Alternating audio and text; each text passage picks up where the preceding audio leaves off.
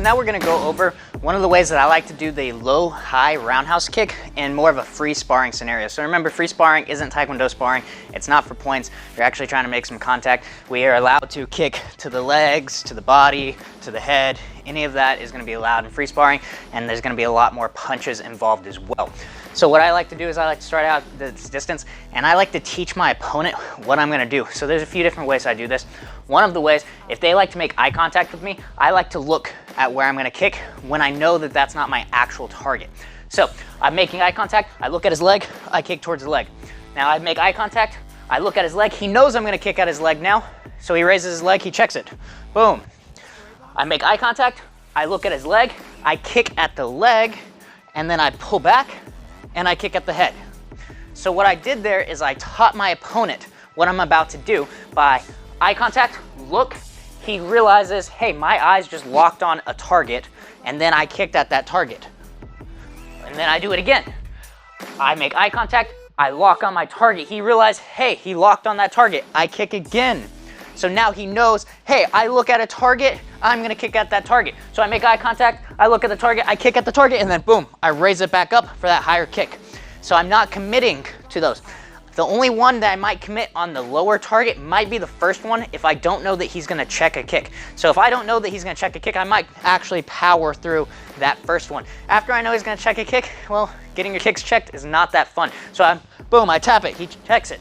And then I look, tap, bam, and I go right over the top towards the head. As he's focusing on something low, I go high. So that's one of the reasons that I really like this one. And this can also work to the body. So say I'm kicking to the body, boom, I made contact. He doesn't like that. I kick to the body and he's gonna block it down with his arm.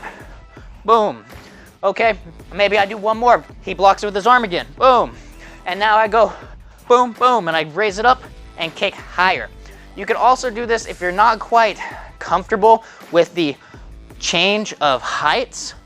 You can do this with a single kick as well by still teaching your opponent what you're gonna do. So when I have my opponent here and I look at the leg, I can look at the leg but then aim and go all the way around for the head if you're not comfortable with that low-high yet. But I do want you practicing the low-high, and again, important things with this is when we're doing our low-high roundhouse kick, we don't want our knee to drop back to our other knee before we throw that second roundhouse kick. So when I'm here, my opponent's just gonna stay here and I'm gonna practice my targeting. I'm going to point my knee at their leg and I extend, I kick. And then as I'm retracting this back, I'm only raising my knee. So I did not kick one, lower my knee, and then raise it. That's gonna take too much time. My opponent's gonna see what's happening. They see that the kick was retracted, and then they are able to block the secondary kick. We're trying to really trick our opponents when we're doing this. So one more time, I'm gonna lock on my target, I'm gonna kick, boom. I lock on my target, he sees that I'm doing that now, he checks it, boom. I look, I lock on my target, and then I can just kick straight up, or I can go low-high. We have those different options. We're teaching our opponent what we want them to do, and then we're breaking the pattern that we just taught them.